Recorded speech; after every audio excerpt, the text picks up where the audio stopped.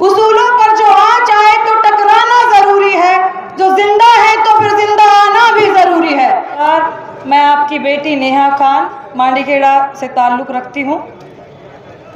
और दहेज, यहाँ चूँकि दहेज की बात हो रही थी तो ज़्यादा वक्त नहीं है कहना, तो बहुत कुछ चाहती थी, लेकिन दहेज की बात पर ही एक बात है जिस पर रोशनी डालना चाहूँगी और आप लोगों का ध्यान चाहूँगी।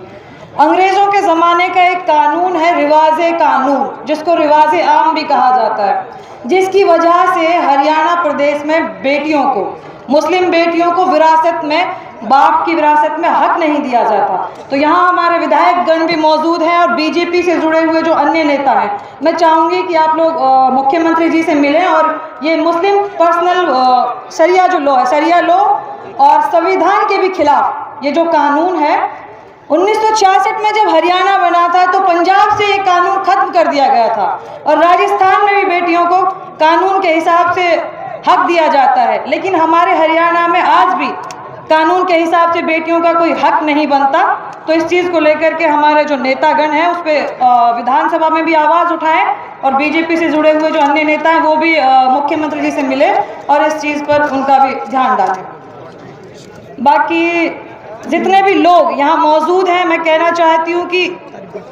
यहाँ जो बातें हम डिस्कस कर रहे हैं और जो जिन चीज़ों पर यहाँ चर्चा हो रही है उन चीज़ों पर हम जा कर के अमल करें। ऐसा ना हो कि पंचायतें बहुत होती है, हम भाषणबाजी करते हैं, चले जाते हैं और फिर हम उन पर फॉलो नहीं करते, उनको अमल नहीं करते। अगर हम खुद भी उस पर अमल करेंगे, तमाम मौजूदा लोग जो यहाँ मौजूद हैं, अगर हम इतने लोग भी इस चीज़ की शुरुआत करेंगे और इस पर अमल करेंगे तो यकीनन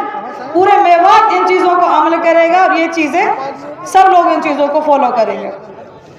उसूलों पर जो आँच आए तो टकराना जरूरी है, जो जिंदा है तो फिर जिंदा आना भी जरूरी है। और इस चीज़ का एहसास यहाँ मौजूद तमाम लोगों को देख करके मुझे हो रहा है, जिस